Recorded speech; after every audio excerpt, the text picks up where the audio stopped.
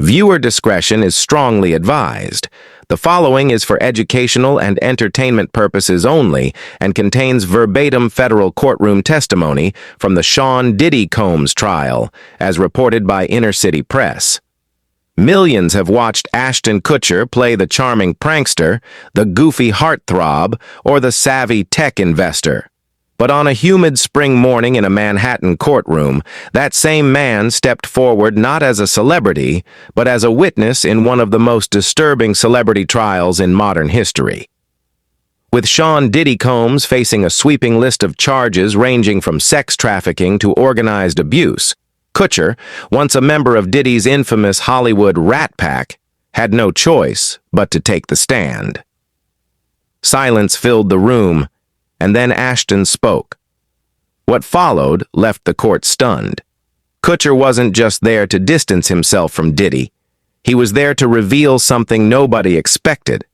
A shocking admission, a betrayal, and a secret that may change everything. This is the moment Ashton Kutcher turned witness. This is the story of the day he broke his silence. The atmosphere in the courtroom was tense, unusually so, even for a case already saturated with bombshell revelations. But when Ashton Kutcher was called to the stand on day 9 of the trial against Sean Diddy Combs, the room shifted. There was a different kind of silence. Kutcher didn't enter like a Hollywood celebrity used to red carpets and fanfare. He walked in like a man cornered. His tie was tight, his brow damp, his eyes scanning for an exit that didn't exist. For the first time, he wasn't on a soundstage. He was under oath. The media had speculated for weeks that Kutcher's name could come up. Years of photos, investments, and partying with Combs had resurfaced in the wake of Diddy's arrest, and Ashton's team had been working overtime to clean up the timeline. But no amount of spin could change what the prosecution had dug up.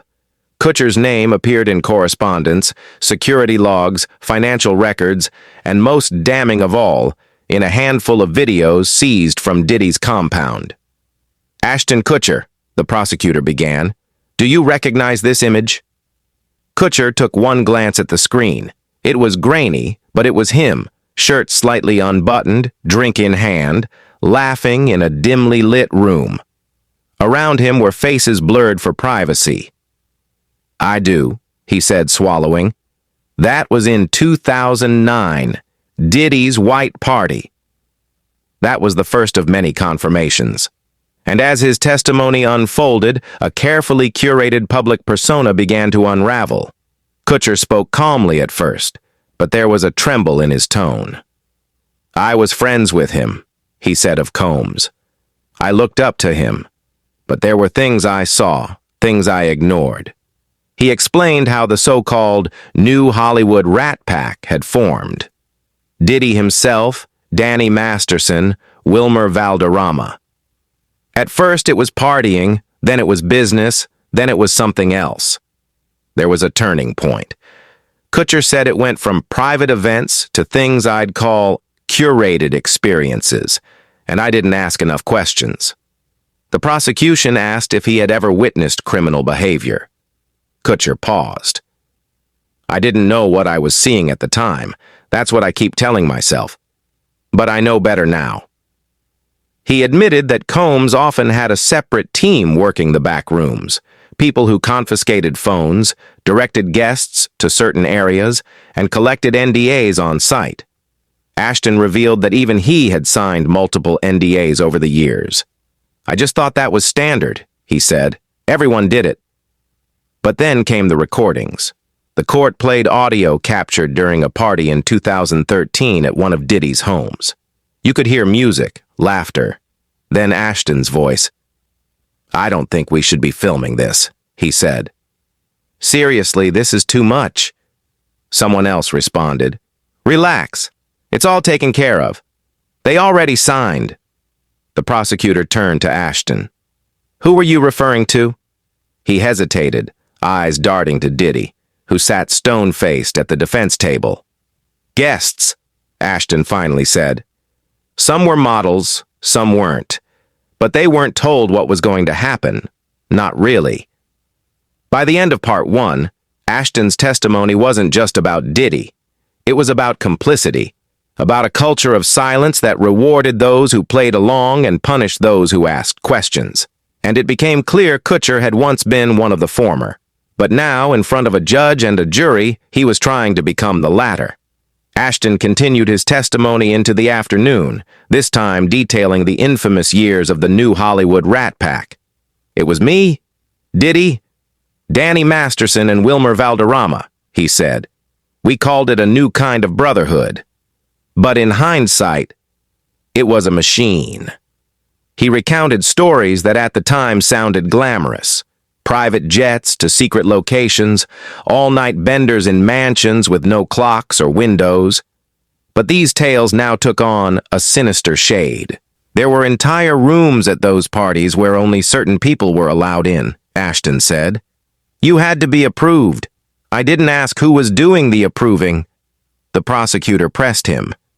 Did he ever see anything illegal, anything exploitative? Ashton exhaled sharply. Not with my own eyes, he said. But I heard things and I ignored what I heard. I laughed things off. I told myself it was just rumors. He detailed one incident in particular, a private yacht party in 2012. Diddy brought out a group of young women. Most of them were models or influencers, he said. They've all signed. You're safe. I remember laughing. I shouldn't have. He talked about how the Rat Pack dynamics shifted. Danny got darker, he said, referencing Masterson. More paranoid, more controlling. Diddy and Danny were very close during that time.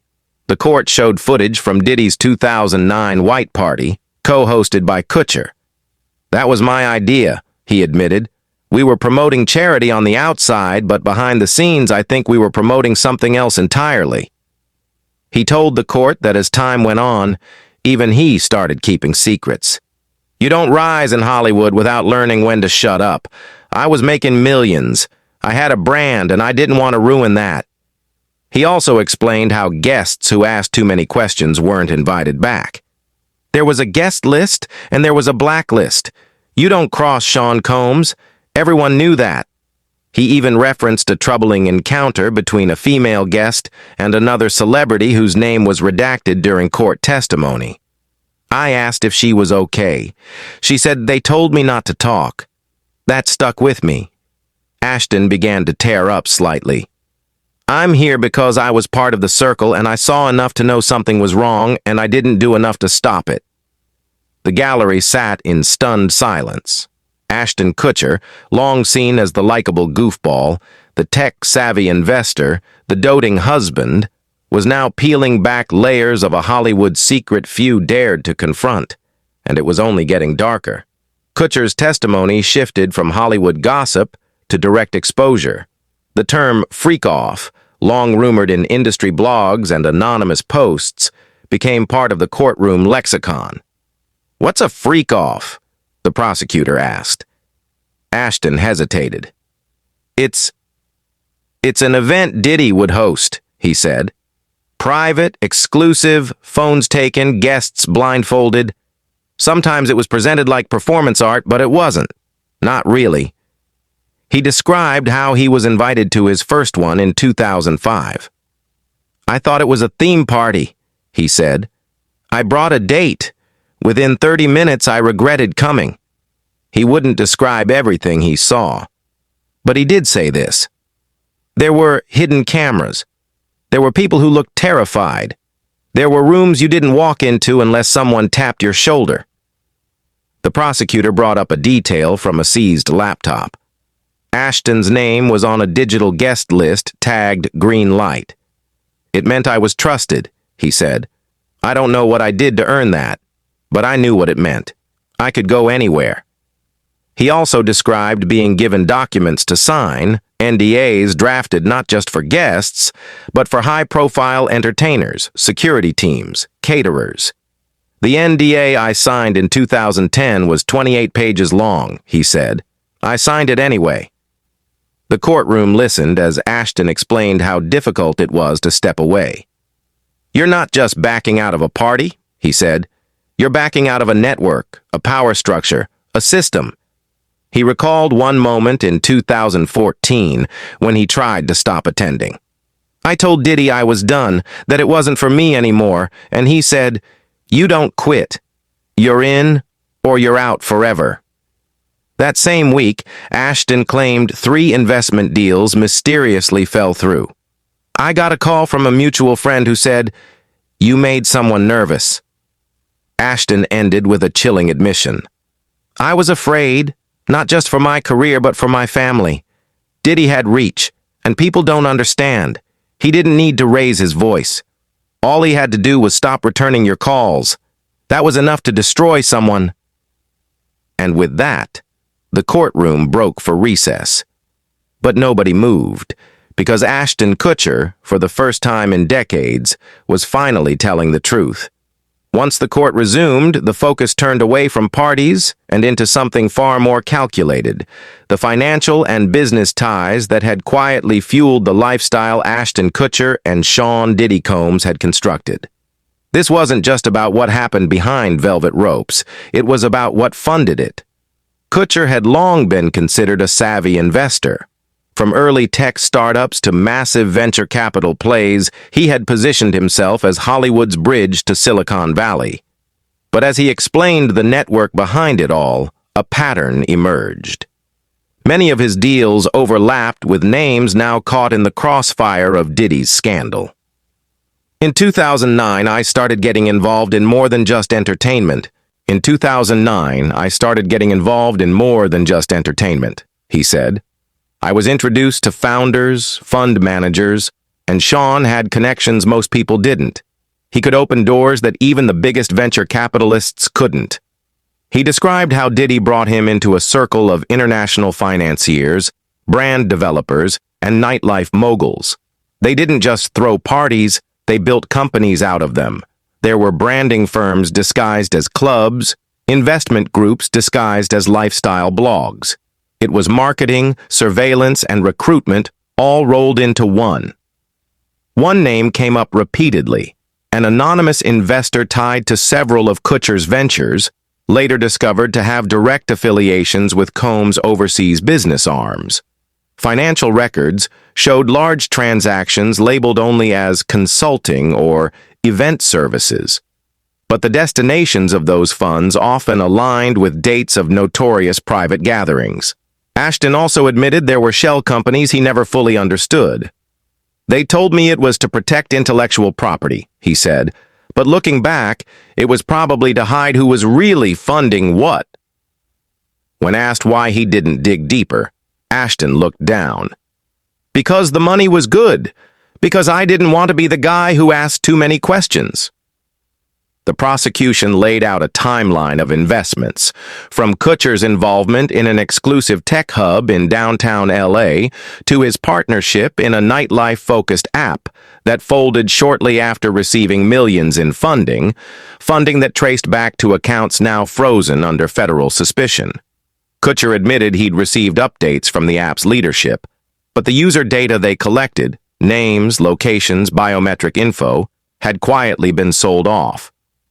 I didn't know, Ashton said, but maybe I should have. He also described one eerie moment in 2016 when he was shown a pitch deck for a new app developed by one of Diddy's associates.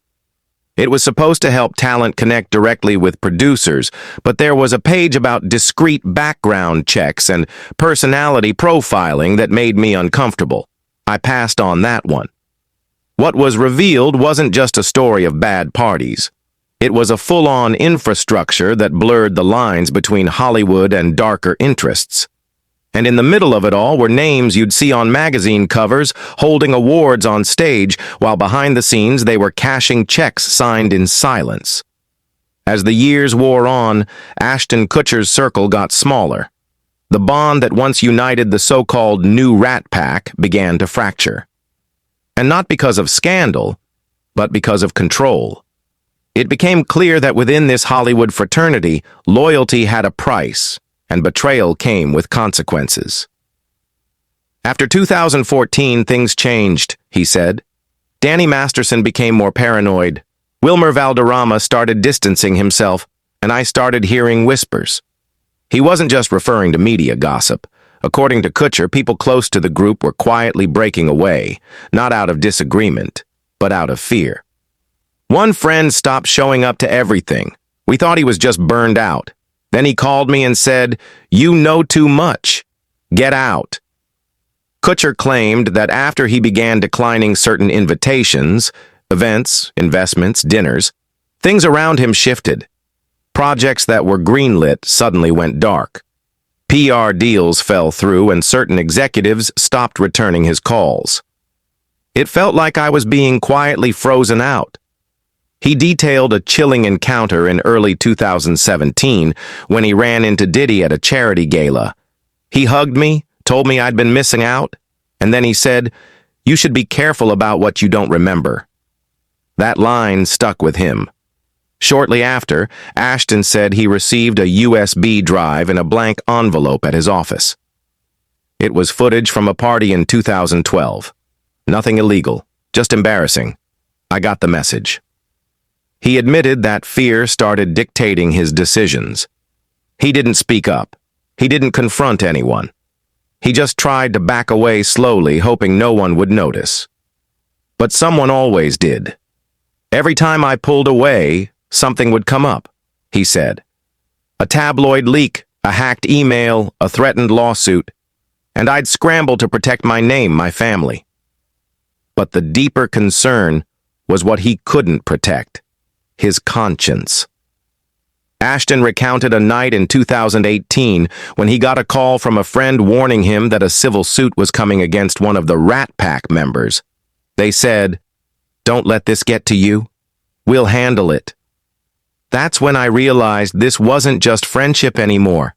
This was damage control. He began distancing himself from everyone involved, quietly moving funds, severing ties, reworking contracts. But even then, the ghosts lingered. Business associates would still bring up Diddy's name with reverence. Tech founders would drop hints about private funding rounds, and all Ashton could do was smile and nod. I felt like I was being followed by a shadow I couldn't shake, he said. And the worst part was, I helped build it. By 2020, Ashton Kutcher had done everything to scrub his image clean. His investments were framed as altruistic. His media appearances leaned wholesome. His family life was staged like a postcard. But under the surface, he was running. He wasn't alone. The entire entertainment world was shifting. The pandemic forced stars to retreat. Scandals began surfacing. And eventually, Diddy's name was no longer whispered. It was shouted. When I heard about the first raid, Ashton said, I wasn't surprised. I was relieved. But the relief didn't last, because soon after came the subpoenas, the headlines, the social media accounts posting pictures long since forgotten. Kutcher's name was back in the mix, and this time no PR team could contain the damage. He described the day federal agents knocked on the door of one of his business properties. They had a warrant. They wanted access to archived footage, correspondence, travel logs. I gave them everything. He also explained why he didn't speak publicly during the initial firestorm. I was scared, not just of the legal blowback, but of how deep it would go, who it would hurt. The biggest blow came in 2023 when footage surfaced of a party once hosted by both Kutcher and Combs in the Hamptons. It wasn't graphic, but it showed influencers being led by handlers into off-limits areas. Ashton, on camera, said only one sentence, "Just keep them calm until we start." When that clip surfaced, everything changed. "That wasn't what it looked like," he said in court. "We were running a branding shoot, or at least that's what I thought. That's what I was told." But public perception didn't care. And for a man who had built his brand on charm and trust, the hit was fatal. He lost endorsements. Tech partners began distancing themselves. Investment funds quietly removed him from board listings. And Mila, his wife, was reportedly livid. "She begged me to walk away years ago," he said. "I didn't listen." Ashton described how his kids began asking why strangers yelled outside their home, why news trucks camped outside. I had to explain things I couldn't even explain to myself. His empire ended not with a bang, but with a crumbling. A Hollywood A-lister, once seen as untouchable, now watching his empire fall brick by brick. Not because of what he did, but because of what he refused to see, and worse, what he refused to stop. Ashton's voice lowered as the conversation turned to someone he once called a brother, Danny Masterson. The courtroom felt the shift immediately. No one in the room needed reminding of Masterson's fate, convicted and sentenced. But what no one had heard before was how deeply embedded he was in this circle, how far the influence stretched to protect him, and how Ashton Kutcher was far more involved than he'd previously admitted. "We came up together," Ashton began. "We shared everything, work, parties, even investors." He described how the years they spent on That 70s Show weren't just about filming.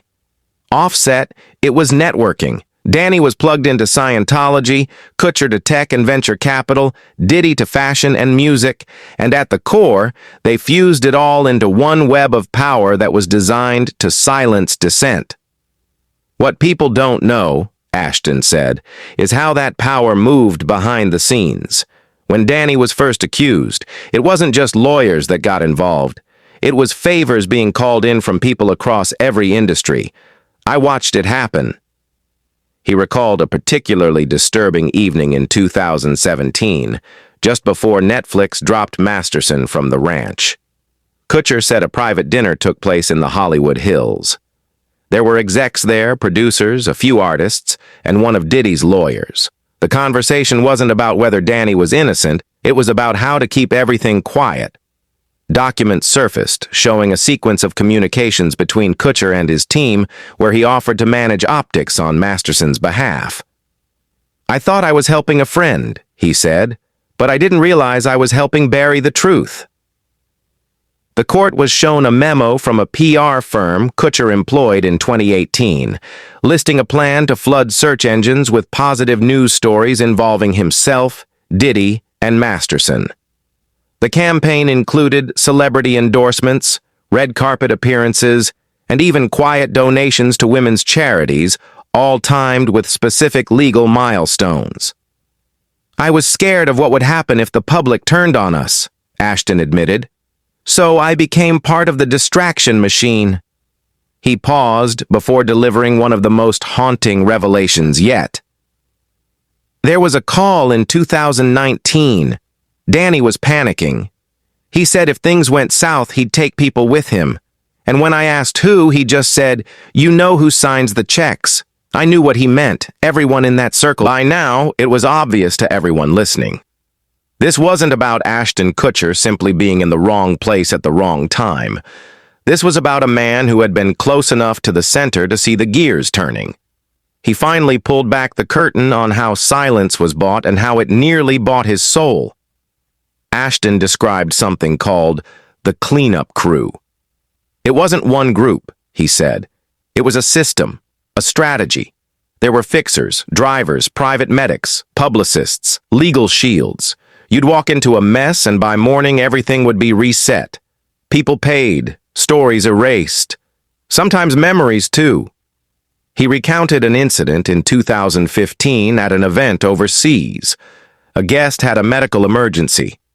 A security team swept in, removed her, and by dawn, the room she'd been found in had been remodeled. "I saw the blueprint," Ashton said. "They covered the entire wall in mirrored glass like it never happened." He explained that there were 3 tiers of silence: the hush fee, the job offer, and the threat. Some people got a new car, others got booked in a new series, and some just disappeared from the invite list. Financial records were presented showing Ashton had authorized payments through one of his LLCs to a media consultant who had coincidentally also worked on damage control for a Diddy-led fashion campaign around the same time. When asked why he did it, Ashton's answer was simple: "Because I didn't know how to escape."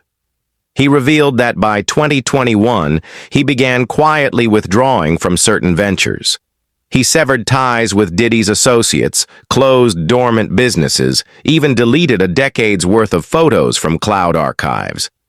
But the deeper he tried to retreat, the more people questioned his silence. "You ever tried to delete a part of your life?" he asked. "The problem is someone else always has a copy." He spoke about a chilling message sent to his wife, Mila Kunis, in early 2022. A photo of her with their children, captioned with a line from a contract she'd never seen. It wasn't a threat. It was a reminder that even if you leave the party never leaves you. He ended with Kutcher explaining why he was finally speaking out. "Because I got tired of erasing myself," he said. "Because the longer I stayed quiet, the more I became one of them." Ashton Kutcher sat still for a long moment before speaking again. It was as if he knew what Part 9 truly meant, not just for the courtroom, but for the legacy of everyone still watching. "This isn't about saving face," he said. "This is about saving whatever part of myself I still recognize." He was asked one final question. If given the chance, would he go back and change anything? "I would have walked away," he answered. "Back in 2005, the first time I saw the door closed behind me at one of those parties, I should have left. But I didn't. I stayed. I played along. I smiled on carpets and pitched apps while people got hurt behind the scenes." He admitted he had sent letters to some of the victims recently. "Not to ask for forgiveness," he said, "just to tell them, I see it now. All of it." Ashton turned to the judge before stepping down. "Your Honor," he said, "if there's anything this court needs from me, emails, records, names, I won't fight it. I've done enough fighting for the wrong people." A hush swept over the room. Even Diddy didn't flinch, because at that moment, the courtroom wasn't filled with celebrities or moguls. It was filled with the echoes of what they'd all tried to bury. Outside, the world was watching. And whether you believed Ashton was a hero trying to atone or just another guilty man with a polished smile, one thing was clear. The curtain was finally being pulled on the myths of fame. And what stood behind it was far uglier than anyone wanted to admit.